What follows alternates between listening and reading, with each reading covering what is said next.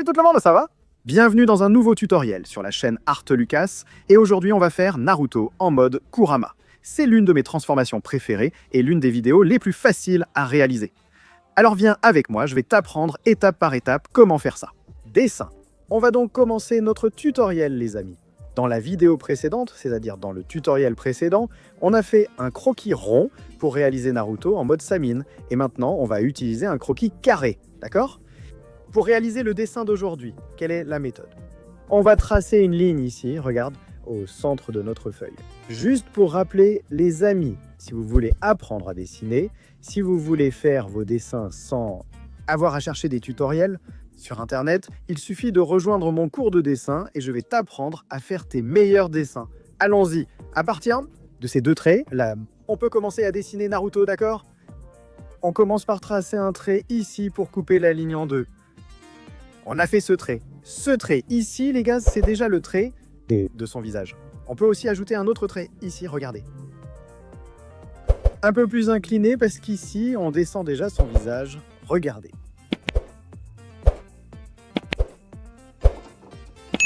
Je prends un autre crayon, celui-ci casse la ligne. Et voilà, regarde. Ok, donc ici, on a déjà un peu fait son visage. Et ensuite, on a laissé cet espace ici, parce qu'ici, regarde, c'est une partie de ses vêtements. Donc il y aura une partie de ses vêtements qui viendra ici, tu vois. Donc cette partie-là, on l'a laissée en blanc. Mais il se trouve que j'ai déjà fait le visage ici. Et là, regarde, on est arrivé en haut, n'est-ce pas? Alors, qu'est-ce qu'on va faire? On va faire ce trait du bandeau qu'il porte. C'est ce qui sépare le bandeau et sépare le visage. Et là, on le fait un peu courbé vers le bas de notre dessin. Et maintenant, on peut déjà dessiner son visage à l'intérieur. Mais on va terminer, parce que ça ressemble un peu à un masque, si tu regardes bien. On va finir cette partie du dessin pour que ça rentre bien. Ici, c'est la racine des cheveux. On ne va pas relier ce trait ici, on va le laisser libre. Dessine son oreille ici, voilà. Maintenant, fais les détails de l'oreille. Et on va faire l'autre oreille ici. Regarde. Regarde, monte un peu et fais ici, voilà. Elle va terminer dans la même direction.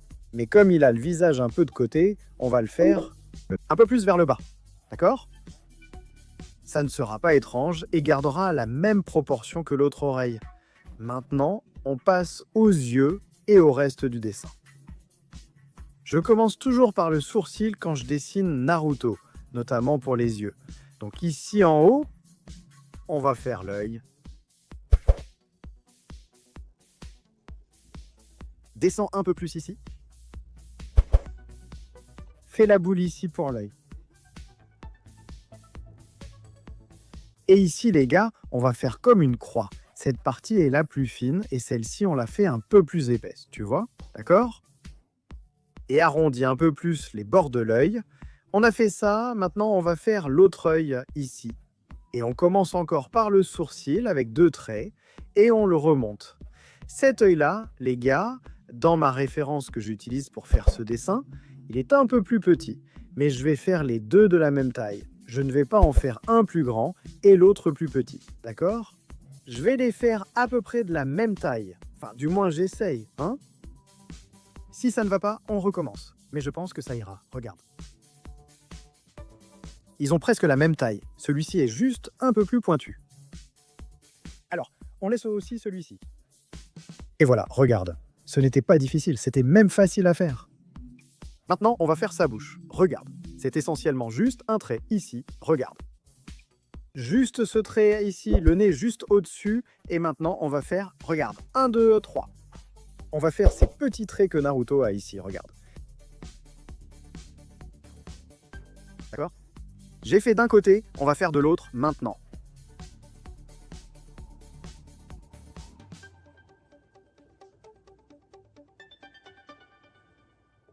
D'accord. Les gars, ici il y aura tout un effet quand vous allez colorier et tout, mais faisons quelques lignes ici. Quelques lignes pour donner plus d'expression au personnage, comme s'il était plus en colère, les sourcils davantage froncés. Vous voyez? On va finir ici le bandeau. Donc on peut déjà faire ici, regarde, son bandeau. Voilà.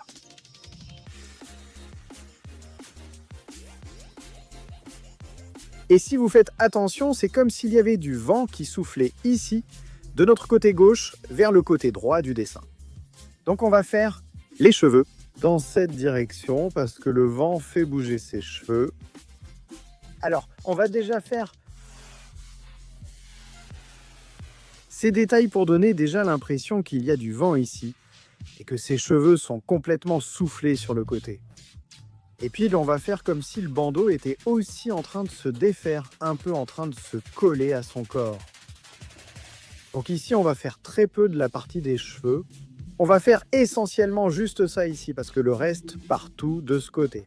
Et pour donner cette impression que ses cheveux changent vraiment de direction à cause du vent, on va tout faire de ce côté. Tu vois, regarde. Et ici, il va apparaître un petit bout de cette mèche qui ressemble à une petite corne sur Naruto, tu vois. On a fait ici, maintenant on va venir ici. On va faire son épaule. Voilà. Maintenant, on va faire de l'autre côté. Mais de ce côté-ci, regarde, il va aussi y avoir une petite partie de ses cheveux. Et puis on continue ici. Et on continue à faire le reste d'ici. Laisse-moi voir ici.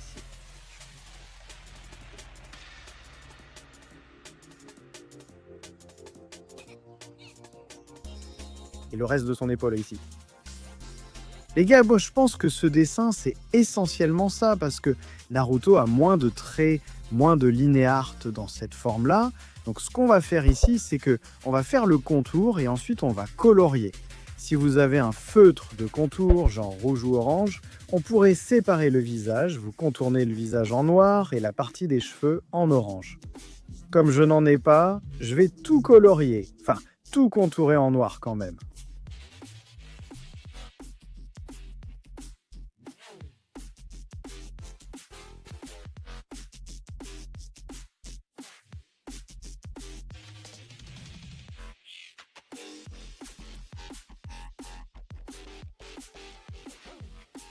Et juste après avoir terminé notre contour, on va commencer à colorier notre dessin.